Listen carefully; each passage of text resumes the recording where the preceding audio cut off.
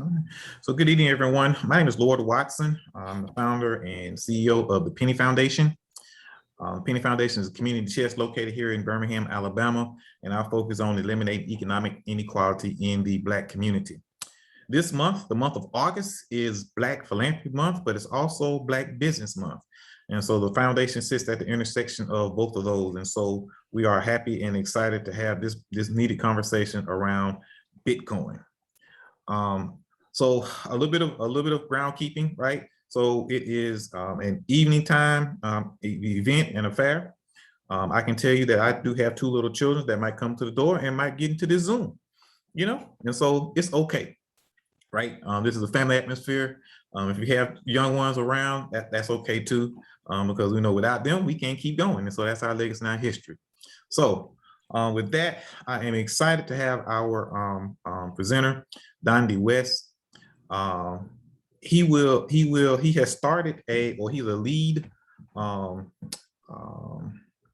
guess a lead, what's that, architect of a architect or developer. Yep. Mm-hmm. Okay. From Selma. He has a long resume. Military man, was from the Navy. He now works in cybersecurity with Microsoft. And so I feel that, it's good to have somebody from the state to have a chance to talk to it. Where are you located at? I'm in the Hoover area. In the Hoover area. Yep. All right. Mm-hmm. So who knew, right? We got right here in our own back door, we got people creating blockchains and cryptocurrency. So I'm gonna turn it over to him, and how we're going to flow is he's got information he's going to share. After that, I know I got some questions, but this is it's an intimate group. We want you to ask questions. I just ask that be respectful of everyone, and we look forward to having a great time on this evening. Dondi, take it away. All right, is everyone able to see the title screen right now on my slide? Exploring the world of Bitcoin. Yes, we can see it. Okay. All right, just wanted to make sure. So today, like, exploring the world of Bitcoin, but I think Bitcoin gets a lot of press because it was the first and it's the largest currency out there.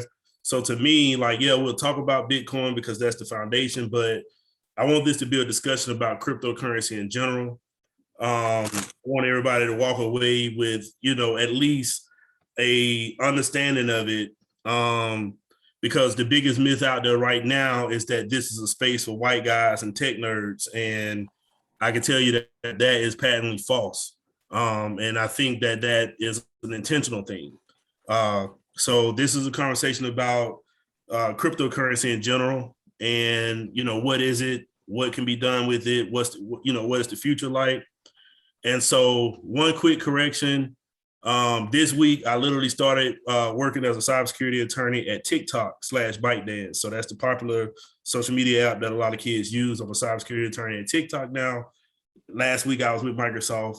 I just changed up, and it's been a very interesting experience working for a company that has a parent company located in China. So real quick, because I am a lawyer, I have to just say, and we're talking about cryptocurrency and potentially investing. I'm not a financial advisor, even though I'm a lawyer. Nothing I'm saying should be used as legal or professional advice. Always consult a financial professional. And also, nothing that I say today represent the views of my employer. They're mine and mine alone. So I just had to get that out the way real quick. All right. So, let's see. 1 second. All right. So I won't spend too much time talking about me, but the most important thing on here is that I'm from Selma, Alabama. I grew up, for anybody who knows about that area. My family was very, very big in the civil rights movement. I grew up in GWC home housing projects, which is located right there by the historic Brown Chapel Church. And my grandparents actually had civil rights leaders like Stokely Carmichael, Representative John Lewis, Jonathan Daniels, a number of civil rights icons living right in our home during the civil rights movement. Went to Alabama A&M University. I was a math major. As a result of being a math major, I was recruited into the Navy's cryptology program. And at the time, cryptology was all about securing communications, securing technology and all that stuff. And who would have ever thought that that same technology that's based on, that cryptology is based on, was going to end up being the foundation of how the money of tomorrow will work. So the reason why I consider myself to be an expert in the cryptocurrency space is because my foundation as a mathematician, as a code breaker for the government, was in cryptography, which we'll talk about in a few minutes, which is the foundation of cryptocurrency. So that's how I end up, having a military skill, a skill that I gained in the military, but end up using it in a way that benefits me and those around me. And so I've spent a lot of time working in the intelligence community, my career in intelligence analysis and cryptology and hacking and all this other stuff, caused me to like have a few run-ins with some lawyers on the job. So I figured a while back that the law and technology was going to intersect. So I went to law school. So the law is a second career for me. Went to University of Maryland School of Law, where I was the first Black to serve on the Maryland Law Review. And now I'm working as a cybersecurity attorney at TikTok. And I also have my own cryptocurrency known as Nafuloo token. You can see it on my hat. You can see it in the thing. We'll talk a little bit about it, but this is not about making a hard sell about my currency, because I just want people in this space, whether or not you're with our community or not. It's just important that Black and brown people get in this space. So the way we're going to set it up today, we're going to talk, I'm going to give a really crisp overview. I might seem a little bit overly formal, but please don't think that this is a formal conversation. I just want to lay down like some of the basic definitions, some of the basic history, to give everybody a basic foundation. And then we're going to jump into what I hope to be more of a conversation where you can like literally ask me anything. I think Lord has some questions that he has prepared that he wants to ask me. And I want to be able to talk to you guys because like my standard that, one of the reasons that we founded Nafuloo token, which is the cryptocurrency I developed, is because we want to make sure that no one is left behind. So what I'm thinking about right now is only 2% of people use cryptocurrency in the world. And even a smaller percentage of that is Black and brown people. But there are other issues when it comes to diversity, equity, inclusion in cryptocurrency.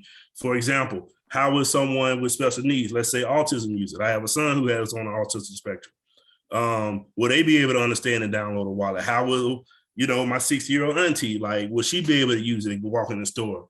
And so I'm very passionate about making sure that no one is left behind, because it is my professional opinion that my children, when they're my age, they really won't know anything about paper dollars.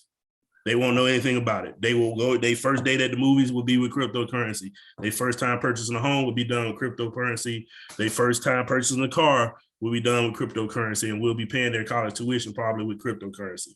So this is something that we have no choice. This is the equivalent of getting a driver's license when you're 16. Like you really don't have any choice to make it in the world.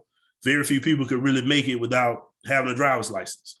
So I view this as something that you really do not have a choice to learn about, to get involved in, and just be a part of this ecosystem that's in development, because make no mistake about it, this is the financial infrastructure that will be used in the future, whether we like it or not. So it's coming.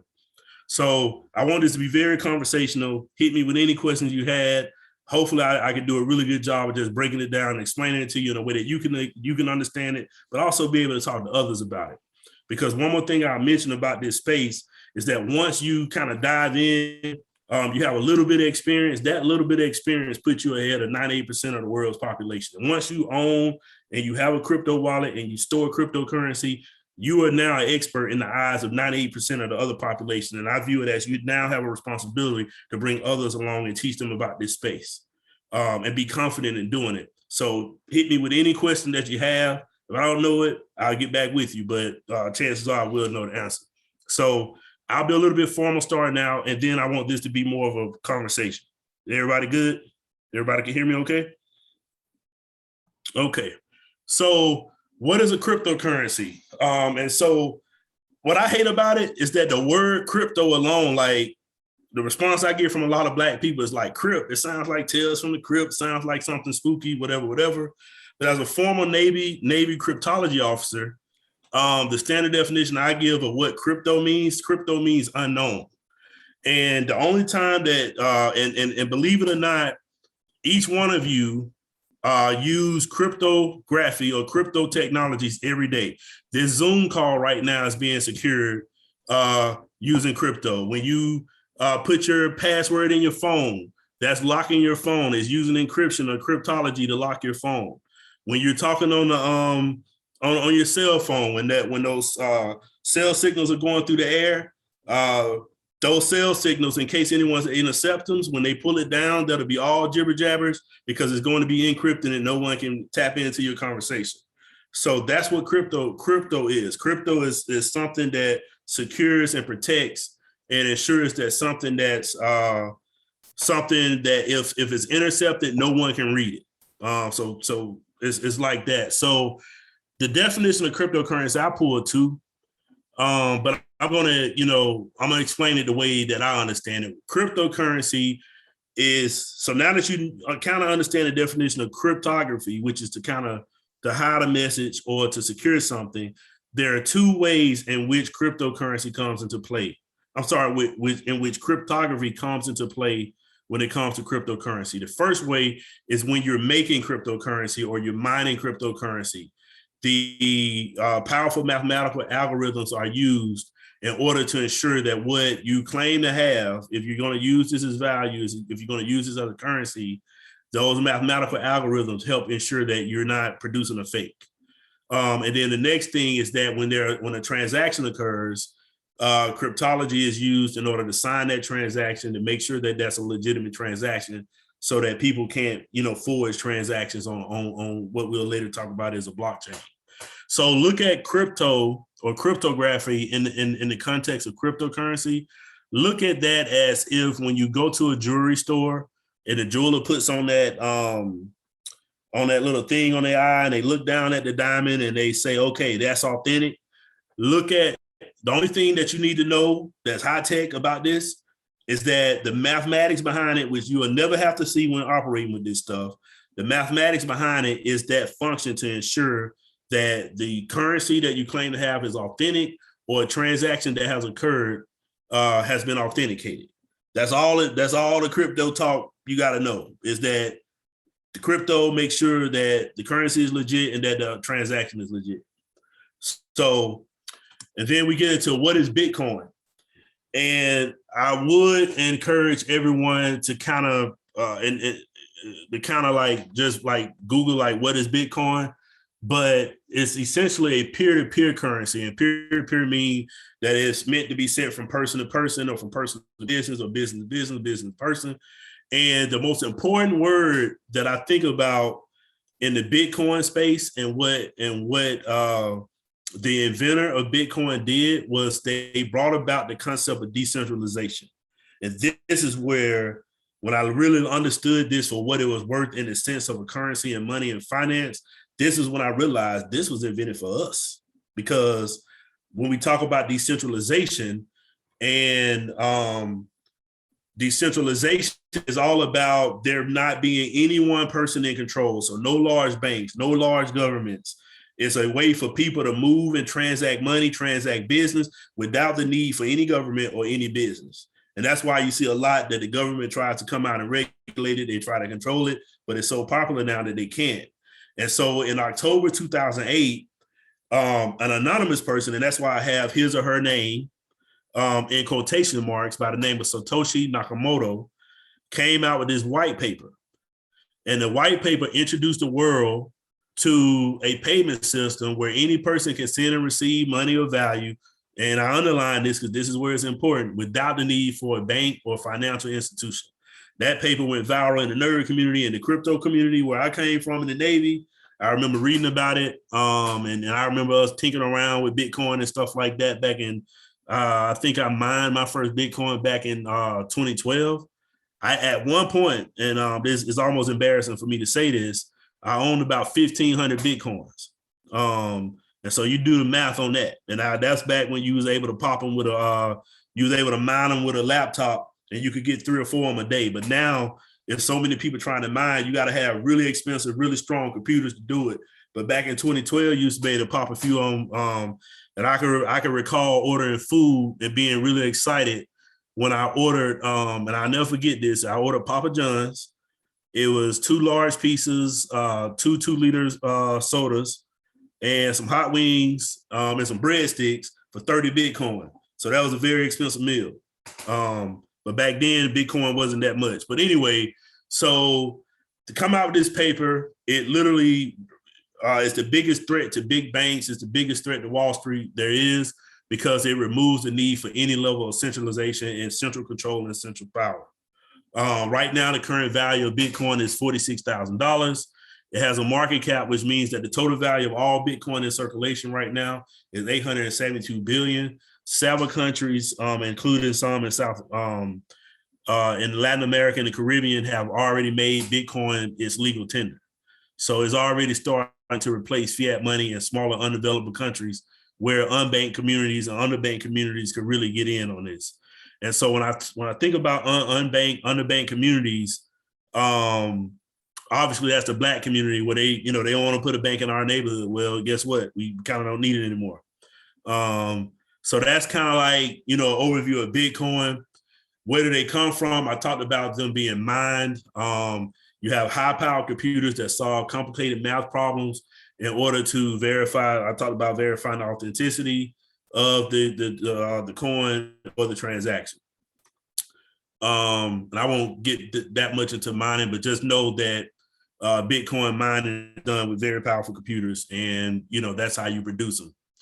One more important thing is that with Bitcoin, there's only 21 million of them that will ever be mined. That's the maximum amount. So the scarcity, so if you think about the US dollar, more and more of those are printed every day. The inflation rate right now, I saw a quote that said if you didn't get at least a 5.2% pay raise, that you actually got a pay cut because of the level of inflation of the US dollar.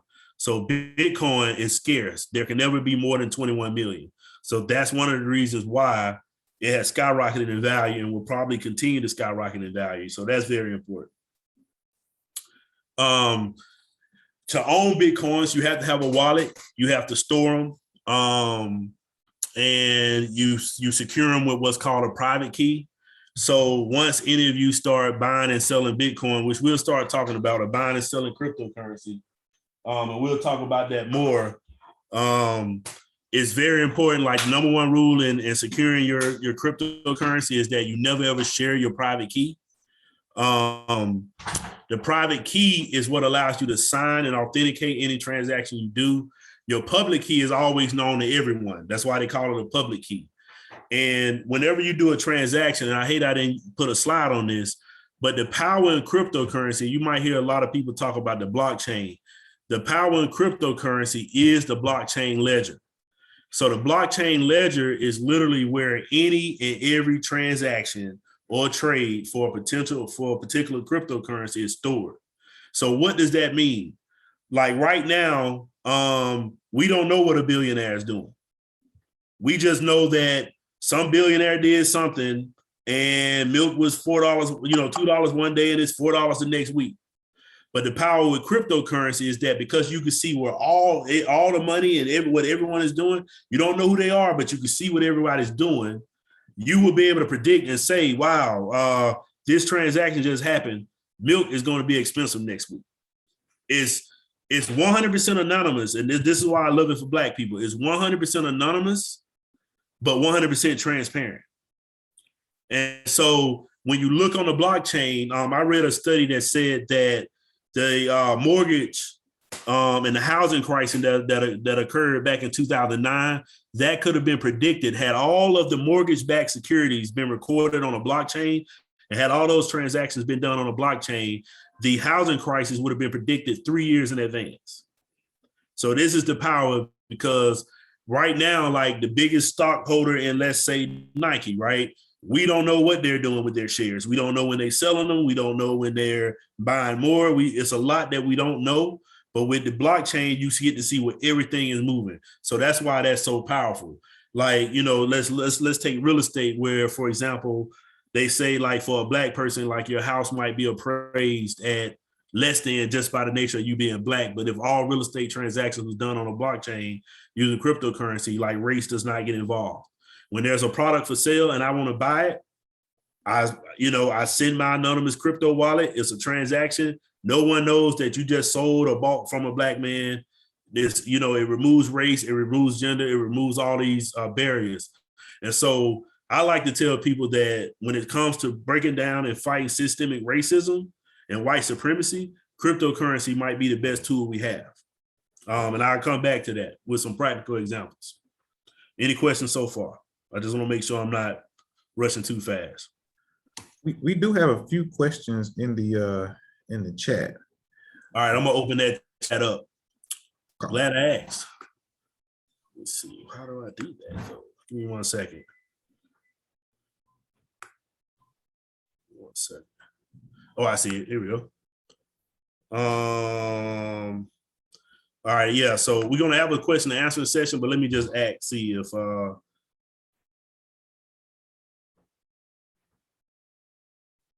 okay, yeah. So I see that someone, and I'll go ahead and answer this because it's kind of on topic. They say they have a hard time understanding the difference between crypto as a stock value and as a monetary unit. How do you utilize or transfer your crypto investments into a purchasing tool? So essentially, so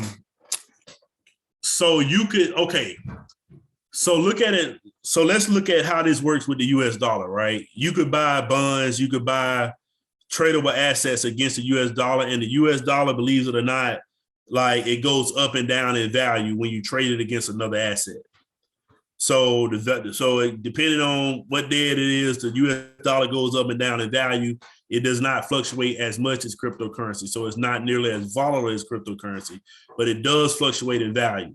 So if you're holding your US dollar and all of a sudden the value of the dollar goes down, then you kind of lost in that investment. So cryptocurrency works the same way, but because the price swings are so volatile, they're way more noticeable. So when you're holding cryptocurrency, you could have today, you could have a balance of 10 grand. Next week, that same balance could be 30 grand, or it could even drop to 2 grand. So it's extremely volatile. And that's the biggest thing about it. But if you were to go and look at some of the historical returns on cryptocurrency, they've been massive. They've outpaced any type of other investment, 401ks or whatever. But that's when you hold it long term. So yeah, you can use it as a currency, like you can buy and trade products and services for it, but you can also store it and it fluctuates in value, just like, the US dollar, but those fluctuations are a lot bigger. So people use it, people who really understand this space, they use that volatility to know how to buy low and then sell high. So I hope I answered that question. And so like, and along those same lines, spending Bitcoin. So I kind of mapped out right here, like how the process looks. So if I want to buy something, let's say it's online, the seller, I would have to get that seller's public address or public key. And I would go to my crypto wallet, put in the amount of Bitcoin or cryptocurrency I'm sending, and I'll send it to them, and they usually get it in a few seconds. So, and then once that transaction is complete, it's automatically recorded on the blockchain and it's there forever. So there's a record of every single transaction, every single trade. Again, that blockchain, that ledger, that record is the true power in cryptocurrency, in my opinion. Let's see, moving right along. Let's see. So is it money? And so I laid out this chart because there's, depending on who you're talking to, money can have, any type of money can have various characteristics. So one methodology talks about it being a store of value, a medium of exchange, a unit of account, or store of value. So like if we were using milk as a currency, right? You can't just put milk on the shelf, it's going to spoil, right? So milk would not be a good currency, right? Medium of exchange, that talks about, if I'm looking to trade milk, someone else may show up to the market looking to trade something else. So we might not be able to transact because that person was, came thinking. So money is that thing that instead of trying to trade milk or services, or instead of trying to barter item for item, you have this one stable thing and unit of account. And, that means that, you can record it. You can have some type of accounting practice and all that. So cryptocurrency in general meets this definition. Another question, like, is it money? They look at whether or not it's scarce. So, Bitcoin, I talked about it, it only ever being 21 million of them. Portable, like, yes, you can send it to wallet to wallet. Divisible, this is a good one because sometimes money, in the past, like when you had currency, let's say you had one huge gold bar, it's hard to divide that. So it was harder to trade when it was just pure trading gold for gold. So, so the more divisible a currency is, the more it can be used as a currency. So Bitcoin is certainly divisible, uniform, durable, and acceptable, all qualities that Bitcoin have. So yes, it is a type of currency. And so I just want to kind of pause here to talk about the evolution of money and a currency, right? It started out where there was a bartering system. Then, you had in ancient times, people using stones, various rocks or pebbles to trade. Then, it moved on to like gold. And I'm way oversimplifying this, but I just want you guys to kind of think about the progression of this. So then it moved to gold and silver. Then it moved to paper or fiat money. Then it went from money to checks, people writing checks. Then it went from checks to the check card.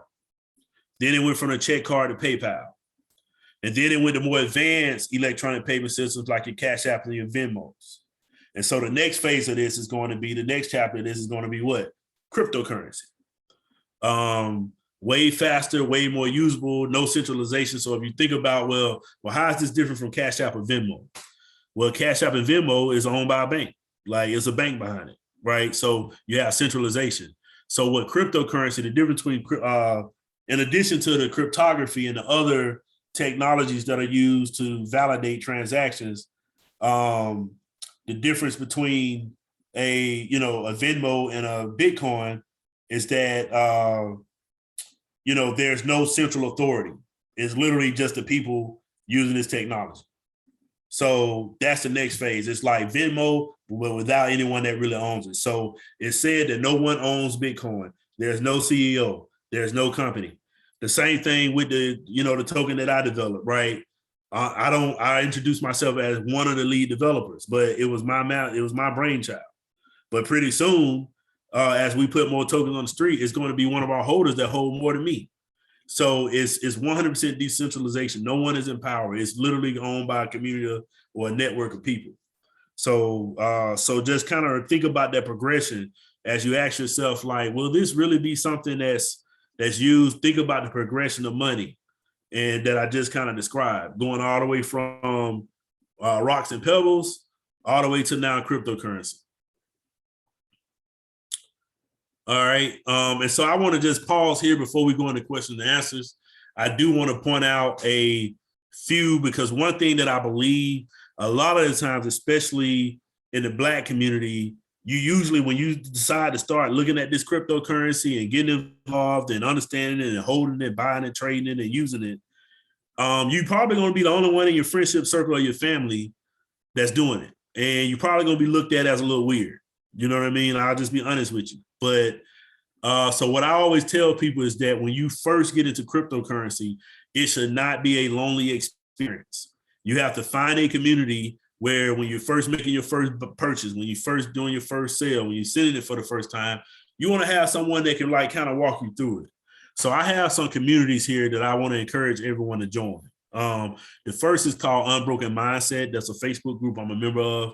They talk a whole lot about cryptocurrency. They have cryptocurrency one-on-one classes. They talk about how to buy and sell cryptocurrency. They do it from the beginner's level all the way to more advanced stuff like how to read charts, how to try to predict prices and things like that. Another community I want to encourage everyone to join is the Nafuloo community. That's the community of the token I created. The good thing about our currency is that it's very simple and we design it in a way that can be inclusive. to where no matter what your educational level is, what your socioeconomic status is, we want you to be able to come in and learn how to use cryptocurrency in a safe manner. So we literally designed the token to be very, very simple to use, and we have a community behind it. So I encourage you to just go on the site, nafuloo.com, and you'll see where you could join a Telegram group or a Discord group. It'll be directions on how you can purchase it. But the most important part about it is it's not just about our token. It's about you having a proper and safe introduction into the crypto space. So you can get on there and ask questions, join the community. And then if you just like the type that want to kind of nerd out first before you actually hop out and join the community, is 2 books that I strongly recommend. And I'm gonna hit my desk a bit because I want everybody to pay attention to this. I strongly recommend the book Bitcoin in Black America. It's by a good friend of mine. They call him Bitcoin Zay. So that's Bitcoin in Black America. And also the Bitcoin Standard. That one is a little bit more advanced, but I say start with Bitcoin in Black America, then read the Bitcoin Standard. And obviously, you can find me across social media. I'll make sure I put a message in there for everyone. You can always reach out to me. So with that said, I know I took you guys through a lot in just a few minutes. So I'll kind of pause there so that we can do a deeper, more informal dive on everything, if that's okay with everybody. Sounds good to me. Man, I tell you, I think one of the biggest things that jumped out to me was the fact that there's a limited number of Bitcoins. That just never that was just surprising to me. Never thought about that. Mm-hmm. I know that I have a lot of questions. I am monitoring the chat. So I think for this portion, right, feel free to unmute your mic, and then you can ask your question. We just want to make sure that we are respectful of everyone. This is a small community. So are there any questions? Yeah, I have one. Thank you, Brother West. I appreciate that, man. My name's Brian Holly, guys, and welcome to everybody in the group. Just want to say hello, Brother West. Just a quick question. So I dabble in current crypto a little bit, right? So I own like Litecoin, Ethereum, and Bitcoin, right? And so my question is that, again, you kind of see it to your point right earlier. You see these prices go up and down, right? It's very volatile. Do you tend to double down, when it's kind of going low, or from that standpoint, and try to continue to build up your base from that standpoint as far as with investing in it? Or I'm just curious to get your thoughts on that from that standpoint, man. Yeah, so a lot of people, so if you look at a chart, and I wish I could show it to you guys, but if you look at any cryptocurrency chart, you'll see it go up, it go down, but then when it go up again, it goes up even more, it goes down, and it ends up being, over time, it ends up going up. And so you have several strategies that people use. Some people call it buying the dip. Like when they see it go down, they buy more. And some people just hold for a long time. Some people say that they buy low, and whenever it hit a new all-time high, they sell, right? And then you have another thing that people do. If you don't want to think about that volatility, if you don't want to be watching charts every day, and this is what I recommend to a lot of beginners, they'll do what's called dollar cost averaging in. So that's where it's like, okay, you could go on Coinbase and you could tell Coinbase, like on the 1st and 15th or every payday, I want to buy X amount of Bitcoin, X amount of Dogecoin, X amount of whatever. And because you're buying on this at the same time, every month or every week or every whatever, you're averaging in regardless of where that is on the volatility. So some people believe that dollar cost averaging model is the more, if you're not like someone reading charts every day, some people believe that the best way to do it is that way. It's to don't pay attention to the ups and downs, just buy on a fixed day in a fixed amount every single time. And that negates the volatility, or it tends to negate the volatility. I got another quick question, brother. Sure. So from your perspective, you mentioned Coinbase, right? So like a lot of my crypto is in Coinbase. I also have one in like a trading account, right? Where I'm just kind of accumulating a little bit, but I also have a Binance account too. Now I've heard different ways and read a separate couple of things, right? Whereas, those two mediums, I'm trying to make sure I own my Bitcoin, right? Any cryptocurrency, I want to make sure I own it. I've heard like in Robinhood, I heard like if you bought Dogecoin or whatever, people buying all that, all the different coins, they didn't actually own it. They actually own the rights to it, but they actually own those coins. So I'm curious about, what's your thoughts on that? No. Your intuition, my brother, is spot on. That's one of the reasons. And I'm not saying I'm not a financial advisor. I'm not hating on Robinhood, nothing like that. All right. So don't go and can Robinhood. But what I will say is that when you buy cryptocurrency on Robinhood, like if I'm selling this iPhone and I want a couple of Bitcoins for, not a couple of Bitcoins, but let's just say I want you to buy this iPhone for me in Bitcoin, you can't send it to me from your Robinhood account. So Robinhood doesn't really have a real wallet that you could use it to transact.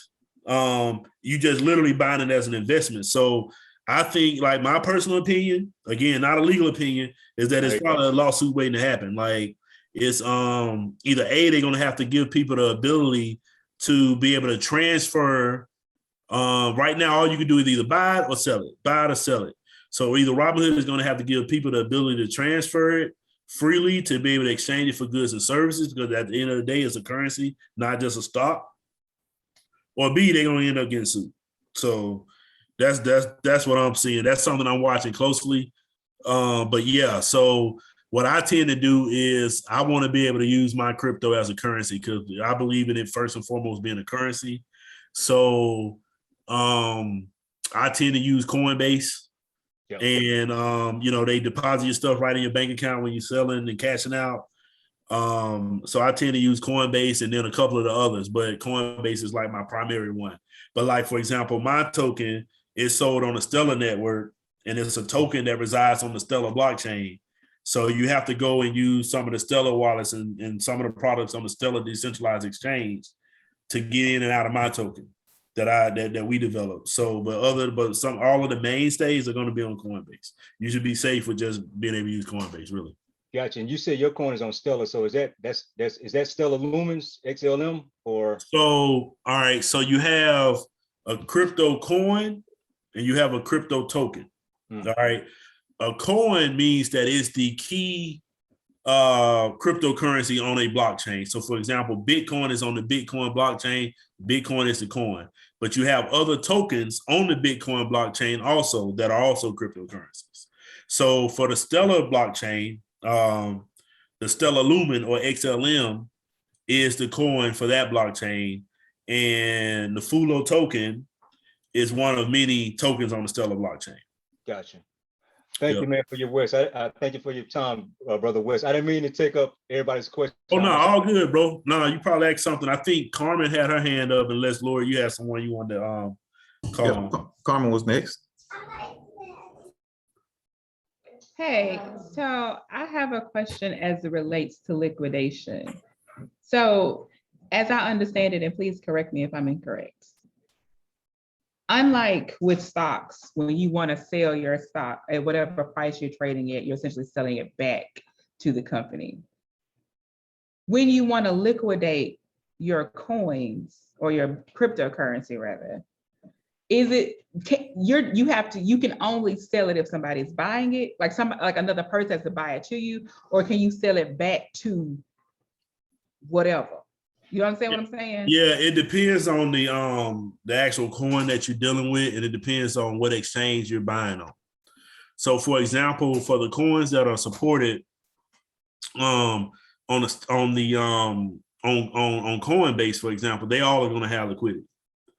So, like, as long as you're trying to sell or buy at market price, you should always be able to using Coinbase, right? So right now, like, I own a ton of Dogecoin, right? I can go sell all of them right now. You know what I mean? But when you get on more of these other exchanges, they can run into liquidity problem because you have to have someone willing to buy or sell. Like, I remember this one time I was just experimenting, trying to support a friend, and I bought like $100 worth of this crypto token. and the crypto token shot up. Like it went up like thousands of percent. So all of a sudden it said, you know, hey, you sitting on like, I think it was $50,000 or something crazy like that. But nobody was about to buy it. So it didn't have liquidity. That's a risk that I take. But if you're just starting out, that's why I say like you want to stay in safe spaces like Coinbase that has guaranteed liquidity. There's plenty of tokens to choose from on there. Because really, once you start getting on the more independent blockchains, it really depends on the development project. So, for example, with my token I developed on a Stellar Blockchain, we ran into an issue with liquidity, but luckily we were working with a company called a market maker that adds liquidity to the order book where you can always jump in and jump out. But that's just because we're good. We like to take care of our people, and we want to have something solid that don't run into that problem. But that's not to say that the next crypto project won't go that extra mile. So if you want to avoid that problem, stick to Coinbase. Okay, but where does that money come from? So, because say like if we all bought on Coinbase at like $5, just to keep the math simple, Right. and then like the value shot up, we all just put in $5 a piece. Right. We are now going to take out more than what we put in. So where does that extra, the money that makes it liquid, where does that come from? So when it shoots up, it comes from several places. One, you actually going to have buyers that want to buy it. Okay, real buyers that want to buy it. But you have this function called market makers. And their whole purpose is to provide liquidity for a token. So these are companies. That like Coinbase probably have, I don't know if they do it in-house or if they contract with a company, but these companies, you have an order book, and in the order book, you have a bunch of buy orders and you have a bunch of sell orders. And these market makers come in and they're going to add orders to both sides of the order book. So if you want to sell, it'll always be people waiting to, there'll always be a market maker willing to buy. And if you want to buy, it's going to always be orders to choose from. The way that these market makers make money is that when they put orders on each side of the order book, they let's say you put in a sell order you put in a buy order for $1, but then at the same time they'll put in a sell order for, let's say, $1.50. And when both of those transactions happen, they get executed, the market maker makes 50 cents. So there are companies that come in and literally put those orders on the order books to make sure that there's liquidity. They're called a market maker. Okay, well, I was just wondering because I didn't. Yeah, the math got to add up. But like I said, there are cryptocurrency projects out there where liquidity is a real issue, because hiring on a market making company, because they're taking risks, because they're literally putting money on both sides of the order books. And if they don't do it right, or if something crazy happens, they can lose a lot of money. So it's very expensive to bring in a market maker, right? So you could have a crypto project out there where the exact problem you're talking about occurs. So that what you're flagging is a real issue, is a real risk. And so that's why I say, like, if you just starting out and you really don't know what you're doing, like, start out on Coinbase, because Coinbase has guaranteed liquidity as long as you're buying and selling at the market price. Thanks. Yep. See, Roderick? Yes, I got a quick question. So does it matter about the use of the coin? What it's used for? When I'm evaluating a cryptocurrency project, yeah. I mean, so what I look for is, does it have the potential to be used as a currency? And so the reason why I started my own token is because back in 2017, I started begging everybody to buy Dogecoin. And Dogecoin at the time was way less than a penny. And I was able to amass 15 million of them for a very small amount of money. And now they're worth about 30 cents last I checked. But so Dogecoin was not worth a lot of money. And so a lot of people did not weren't paying attention because it was known as the meme stock. Like, whoa, like, you guys started something based on the internet meme, like it's a joke. But what I saw back in 2017 was that it had became the unofficial tipping currency of the internet. And so I was like, whoa, like, out of all the currencies at the time, even Bitcoin, this is the only thing out there that's being used as a currency. Like when singers and rappers or, someone need a donation on the internet, they'll go on, and because Dogecoin is so plentiful, people will tip them in Dogecoin. So I was like, this is the only thing I know with a use case right now for real. So I just was buying a bunch of them, even though it was a joke. And then like I told all my friends about it. And then like last year, everybody started hitting millions of dollars off the Dogecoin. Like, so yeah. So that is a very important question. So usually what you want to do is go, like, if you're interested in a token, read the white paper. Like, for example, like with my token, the use case is we represent diversity and inclusion. And so what we're trying to do is create a peer-to-peer system where when have you ever went and spent some money somewhere and then later found out they had a racism lawsuit? So what we're trying to do is make sure that when you spend money at a merchant that accepts our token, that that merchant has a checklist of values that they abide by. So when you're spending your cryptocurrency here and that merchant has a logo saying they accept it, you're shopping somewhere that shares your value. So that's our use case, right? So, but a lot of tokens don't. Like a lot of tokens just depend on marketing. And I call those like pump and dump tokens that I stay away from. So yeah, you definitely want to always look at the use case.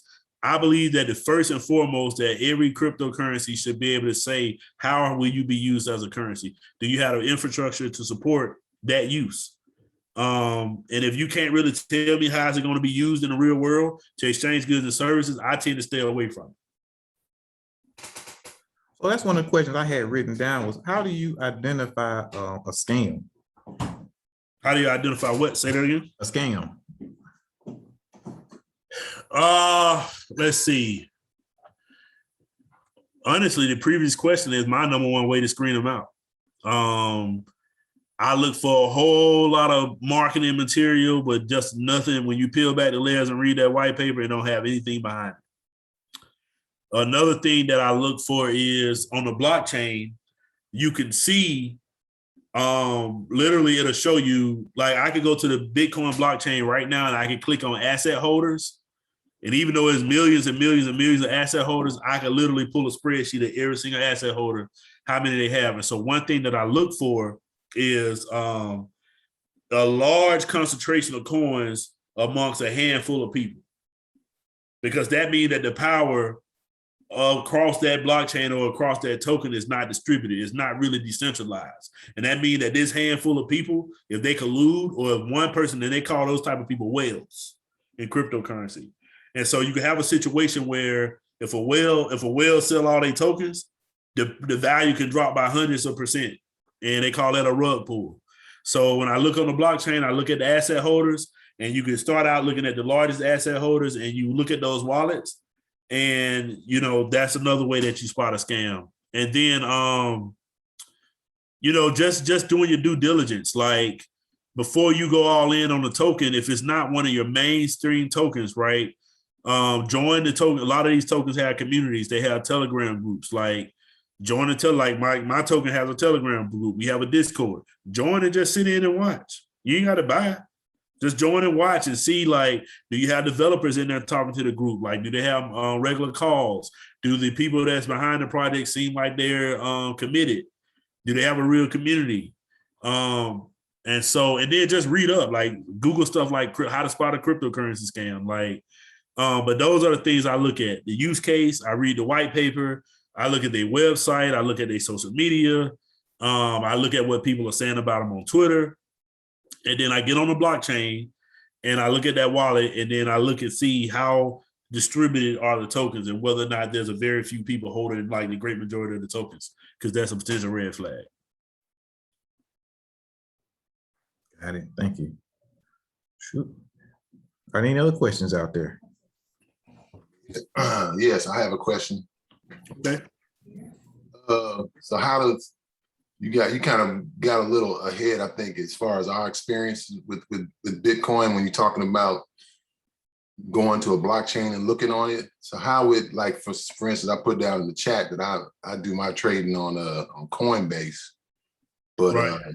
I wouldn't know the first thing about going to look on a blockchain and say if I wanted to look up a new kind of coin to see if it's legit, like you were just talking about. So how would somebody new like me? I just really got into this like in last November, and starting off with Bitcoin, and now I got about 10 different coins that I buy. But how does one go about looking at that blockchain? So you could typically Google the name of the token and then like the word block explorer, and usually it'll come up.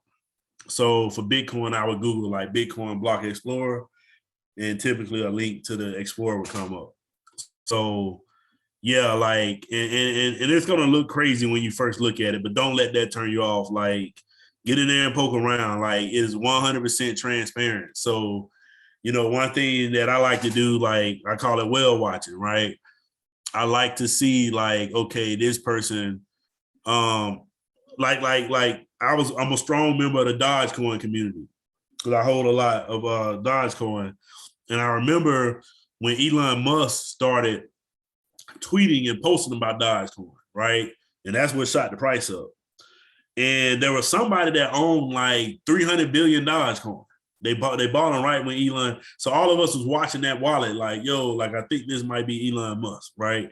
You don't know it's him, but who else can afford 300 billion of them? And then start, you see him start tweeting about it. So I would say, like, just go in there, look around, poke around, look at the large wallets, look at transactions happening. And you will, like, when you do it enough, you will start to just kind of know it.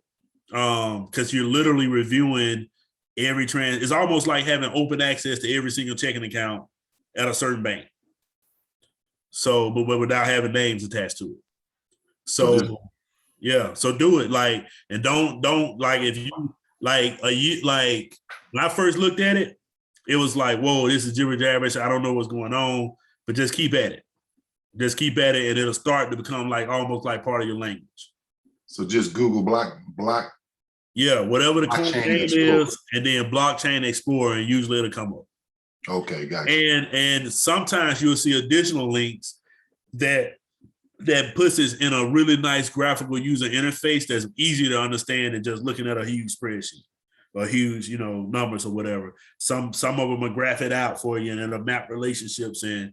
So just poke around, man. Take your, on a Saturday, take a couple of hours and just poke around and look at it. Because like I said, like I just got certified in it's this company called Chain Analysis. And they teach analysts how to look at a blockchain and how to spot, like, the reason why I took it is because I want to be able to help with ransomware responses. And usually ransomware is paid for using cryptocurrency. And so now there's a need for analysts and lawyers and law enforcement people to be able to look on a blockchain and spot how stolen money is being moved through the blockchain. And so like, one thing that I like to do is like really watch it, because it literally is 100% transparency. So don't be put off if it looks a little crazy. Just stick at it, and it'll start coming to you. All right, thank you for that, sir. Yeah, I support Karma's question. Are there people who will do that for us, for those who are a little short on time? So yeah, there are, and actually some of the mainstream banks are starting to take this on. Like, for example, Bank of America and some of the other big banks are now starting to offer this service. Also, this has already been approved in Canada and the UK. It's expected within 2021 to come to the US. You could get crypto ETFs. So I don't know if you guys know what like stock ETFs are, but it's like a bunch of stock that's in the same, like in a similar industry or similar category. So now you're having ETFs where someone is managing a crypto portfolio, almost like a mutual fund for cryptos. And so you could go to on the New York, pretty soon you'll be able to go on the New York Stock Exchange or NASDAQ, and you'll be able to search for a crypto ETF and just buy in that way. Another thing is, if you don't want to be getting into all this blockchain, this and all this craziness, believe it or not, I know I kind of spoke bad about them, but if you're not really just trying to look at it as an investment opportunity, as opposed to like using it to buy goods and services right now, just go on Robinhood and, pick you up a couple of you know, Bitcoin, a couple of Dogecoin, and just watch it grow. Just buy it and hold it. You know, like 2-3 years ago, like I worked my mom up to having a 6-figure portfolio just by telling her like, hey, go buy this, go buy that. Another thing is like that group that I posted a little bit a while ago, Unbroken Mindset. They put out a lot of crypto signals. So like they meet every morning and they'll be like, hey, here are the tokens we looked at, here are the ones to buy. So they'll start like literally telling you stuff. So you have groups where they give you tips and things like that. But that's why I said join the community. So yeah. So one question, I'm gonna come back to Carmen's question about fractions. One question I have that kind of spins off of that last question, opportunities. So like I understand, like, you know, you have this is Bitcoin and the blockchain. What other business opportunities or, you know, chances for people to start businesses or growing this thing to be a part of Bitcoin? I'm sorry, say that one more time. Yeah, so I was asking, like, what are the opportunities? What are the other industry opportunities? It's really what I'm, you know. So like, if it's in the stock market, you know, you got brokers, but you also got mutual fund managers. You got these different people at different places doing different things to make the entire system work. What are some of the different places that people can work? Yeah, no, I get what you're saying. So hold on real quick. Let me drink something. So I think that Bitcoin in particular and other cryptocurrency is going to touch every industry. So right now, for example, like real estate, a lot of real estate deals are now being done on the blockchain. You have smart contracts. You have Google this when you guys get a chance. The term NFT, which stands for non-fungible tokens. So like right now, you have companies that have downloaded real estate from Google Maps, and they put digital real estate on the blockchain. So like right now, like I could go and look up a certain address. So I recently bought Edmund Pettus Bridge and is in my hometown. So there's these virtual worlds. And I know I might be nerding out a little bit, but this is a real thing. Like I got a homeboy who just bought the Falcon Stadium, the virtual version of the Falcon Stadium. And what they're looking to do is that in the future, there will be concerts at these stadiums, or there'll be events at these in this new virtual world. And so, like, for example, I bought Edmund Pettus Bridge for like I think it was like $6,000 in Ethereum, right? That's now worth like 150,000. And that was like in 2 months. So I could turn around and sell digital real estate that I bought that, you know, represents real land in the real world. I could turn around and flip that just like it's regular land. Wait. So in the digital space, you can buy the Edmund Pettus Bridge, right? Even though in the, I guess, the reality, you can't buy the bridge, right? But in the digital world, you can buy the bridge and you can flip it, right? Yeah, me and my homeboy, we just bought the Atlanta Falcons stadium, Edmund Pettus Bridge. I'm trying to buy up all the HBCUs right now. So yeah, you could buy it for real and you could make real money from it. Because 10 years from now, okay, so like other people come in and buy it. Somebody said, well, who, I know he wanted to say, who the HELL you selling it to? Other people buy it. Because somebody want to say like, yo, I own the Edmund Pettus Bridge. So yeah, like, so right now it's like huge. And as they build it out more and more, they're putting real stuff on the blockchain. So they're putting real land. They have architects, like it's very advanced, like Google Super World. It's called Super. One of them is called, the one I use a lot is called Super World. And like, so that's a huge, like, that's literally a real thing. Like people are literally buying, like I already made $100K off Edmund Pettus Bridge, but I'm not selling it till it get up to like $1 million. So. And that'd be $1 million in blockchain. Yeah, in US dollar. So yeah, I have no plans to sell it. And You know, like Met Stadium in New York. Like people are like, you could buy it up, or like I said, I'm going around buying up all the HBCUs as they come on the blockchain. So does that mean that somebody can now create another digital world and do the same thing? So Evan Pettigrew could have 5 or 6 owners and 5 or 6 different. Right, but it's going to depend on like the reputation and like the level of architecture and the level of realness. Like these digital worlds look real, and so they also have a use case with them, because pretty soon, and sorry if I'm nerding out on y'all, but this is stuff like me and my friends talk about all the time. But pretty soon, like everybody, like you'll have people wearing these like virtual reality goggles, so like you'll be able to feel like you're in a concert that's taking place like in a digital world, like inside that stadium, and you'll be able to charge money for people to get into that digital stadium. I know that sounds crazy, but that's what they're doing. Okay. You know what I'm saying? So it's a lot of things, like this thing is really going like mapping towards the real world. And so one thing I would say is that book that I recommended, Bitcoin in Black America. Bitcoin Zay does a really good job saying like, yo, here are all the different business opportunities that's coming.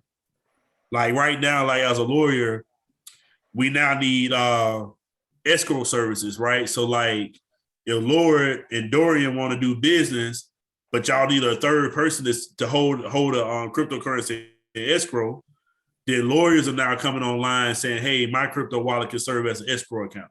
Like sort of like when you buying in real estate or something like that. So I would come on and say, hey, I'm an escrow for Bitcoin. You guys pay me a little bit of the transaction, and I'll make sure that I hold the money until Lord does what he said he's going to do, so that Dorian doesn't get, scammed. So you having all like, so it's literally an infrastructure of tomorrow. So all I would say is just go ahead and jump in and start learning about it and using it, because I can tell you, like, when I put out the notice about Dogecoin, and this is what made me start my own currency. I had like one lady call me crying. She was a teacher from down in Selma, and she was like, hey, like I put in like $1,000. And she was like, I just left my abusive husband. She was like, I ended up making close to $1 million in less than 6 months. So it's a lot of wealth that's been created from this. And this is not like some type of get rich quick thing. Like I'm a reputable person. Like I just left a Fortune 100 company as an attorney. You know what I mean? So I don't believe in get rich quick things. Like I believe in hard work. You get out what you put in. But the reason why the money is so fast in crypto is because you have all of the world putting into the same pot of money. So that's why the money is so plentiful, because other countries are way ahead of us. Africa, way ahead of us. You know what I mean? The UK, way ahead of us. The Caribbean, way ahead of us when it comes to crypto. Like we're the country that's behind on this. So it's like, that's why the money is so plentiful, because it's literally replacing the worldwide banking system. And it's going to continue to get more and more plentiful. All right. And so like on a non-for-profit end, I want to just throw this out there, right? So Dogecoin this time last year, if someone would have donated $1,000 to your non-for-profit in Dogecoin last year, that'd be like 2 million now. Yeah. See what I'm saying? Or imagine, now let's take that to like micro donations, right? Imagine if 100 people would have put in $10 worth of Doge. 100 people, $10 worth of Doge, send it to your non-profit. Now you're sitting on 2-3 million. You got to pay taxes on that of 100 micro donations. Wow. So that's why I'm so passionate about churches, non-for-profits, HBCUs, like finding a spot on your website and putting the tooling on your website to be able to accept crypto. Because there's a lot of people walking around that are newly minted millionaires, like a whole lot of people, right here in Alabama, as a matter of fact. And so now they're looking for ways to like, and cryptocurrency carries a 30% capital gains tax, right? So now people are looking for ways to lessen their tax burden. Yep. But guess what? A lot of non-for-profits, especially all Black non-for-profits, are not set up to accept it. People looking to give it away. So like you really don't have a choice. And so what I did to my alma mater, Alabama A&M University, you know, to force them to do this, I sent them a letter that said, look, I hereby pledge $3 million coin if you guys do these things. And I'm waiting to hear back on that. So, like, go ahead and get set up. Like, I'm trying to, that's my way of forcing the university, like, yo, this guy want to give a lot of money. Like, we got to get set up or he ain't going to give us the money. Because I'm going to only give it to him in crypto. So, yeah, you want to, you definitely want to get set up to set it. And I'm willing to, you know, volunteer my time to help you guys do that. There's plenty of tools with non-for-profits that allows that to be done.